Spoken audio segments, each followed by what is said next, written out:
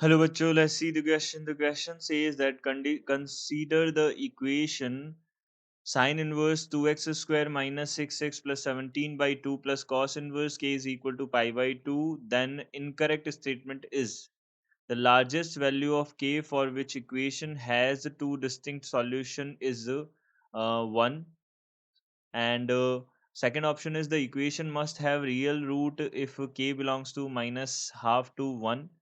The equation must have real roots if k is equal to minus half to half, minus 1 to half, and the equation has unique solution if k is equal to minus half. So हमको यहाँ से incorrect statement बताना है कौन सा होगा. तो सबसे पहले यहाँ पे हमने की कॉन्सेप्ट की बात की. देखिए की कॉन्सेप्ट हमारे पास में क्या है. की कॉन्सेप्ट बनेगा sine inverse x plus cos inverse x is equal to कितना होता है पाई बाई टू. कहाँ से कहाँ तक, माइनस 1 to 1 तक लेने पे एक्स का वैल्यू. और यहाँ से हम क्या बोल सकते हैं, डोमेन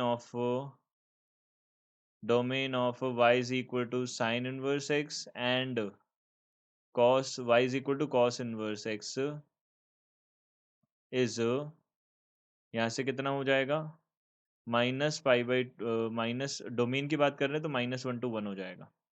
यहाँ पे माइनस 1 to 1 हो जाएगा. इसका हम यूज़ करेंगे. अब देखो यहाँ से हम क्या बोल सकते हैं, सबसे पहले हमारे पास में क्या है, sine inverse x square minus 6x plus 17/2 है, and this is equal to pi by two minus cos inverse x होगा. Pi by two minus cos inverse x sine inverse x बनेगा. तो sine inverse x square minus 6x plus 17/2, this is equal to sine inverse x आ गया. ये बन गया हमारे पास में साइन इनवर्स एक्स. अब देखो यहाँ साइन इनवर्स से साइन इनवर्स हट जाएगा, तो यहाँ से हम बोल सकते हैं x square minus 6x plus 17/2, and this is equal to कितना हो जाएगा, यहाँ से हमारे पास में ये हो जाएगा एक्स के, ये हो जाएगा हमारे पास एक्स के इक्वल. ये किसके इक्वल आ जाएगा, देखिए के है ये, सॉरी ये क्या है, के है. तो ये किसके इक्वल आ जाएगा, हमारे पास में के इक्वल आ जाएगा. ये बना हमारे पास में के.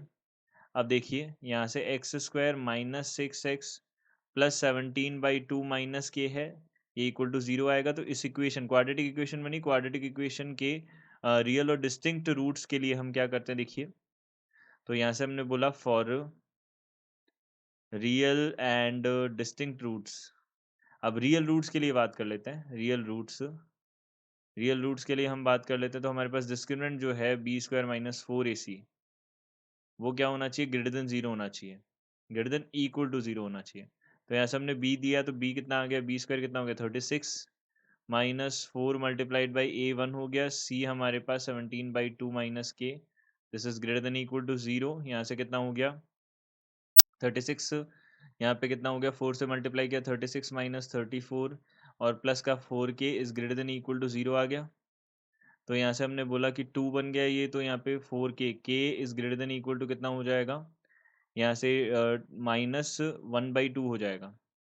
तो यहाँ से हम बोल सकते हैं, आप देखिए यहाँ पे डोमेन जो होता है कॉस इनवर्स एक्स का, वो हमारे पास हमेशा क्या होता है, -1 to 1 होता है. तो के का वैल्यू कितना हो सकता है, मैक्सिममली 1 हो सकता है. तो हम यहाँ से बोल सकते हैं के बिलोंग्स टू कितना हो जाएगा, -1/2 टू, यहाँ से कितना हो जाएगा, 1 हो जाएगा. अब 1 तक मैक्सिममली जा सकता है. और इसी के साथ अगर हम देखें तो इक्वल रूट्स के लिए जब हमारे पास बात की जाए, तो इक्वल रूट कब होंगे, इक्वल रूट्स जब क्या होगा, डिस्क्रिमिनेंट जीरो होगा. अब डिस्क्रिमिनेंट जीरो कब होगा, जब हम यहाँ पे, हमने देखा यहाँ पे इक्वालिटी कहाँ होल्ड कर रही है, जब एक्स का वैल्यू -1/2 है. तो एक्स इज इक्वल टू -1/2 पे यहाँ पे इक्वालिटी होल्ड कर रही है, तो -1/2 हमने बोला इक्वल रूट्स के लिए. तो अब यहाँ से ऑप्शन चेक करते हैं. देखिए लार्जेस्ट वैल्यू ऑफ के for which equation has two distinct solution is 1. First option हमारे पास 1 ही लार्जेस्ट वैल्यू आ रहा है, करेक्ट है. उसके बाद में क्या बोला है, equation must have real roots if k belongs to, ये भी करेक्ट है. -1/2 में हमारे पास क्या मिल रहा है, रियल रूट्स मिल रहे हैं. -1/2 में रियल रूट्स नहीं मिल रहे हैं, तो ये रॉन्ग हो जाएगा. और यहाँ से हम बोल सकते हैं करेक्ट ऑप्शन ये भी करेक्ट हो जाएगा. यहाँ पे हमने बोला है इक्वेशन हैज़ यूनिक सॉल्यूशन. हाँ यूनिक मिलेगा क्योंकि एक ही वैल्यू मिल रहा है हमारे पास, तो के इज इक्वल टू -1/2 रखने पे केवल एक ही वैल्यू मिलेगा एक्स का. तो हम यहाँ से बोल सकते हैं ये यूनिक सॉल्यूशन बन जाएगा. इसका मतलब इनकरेक्ट स्टेटमेंट बताना था, तो हमारा जो आंसर है वो क्या हो जाएगा, the correct option of this question is C. I hope you understood it well. Good luck. Thank you.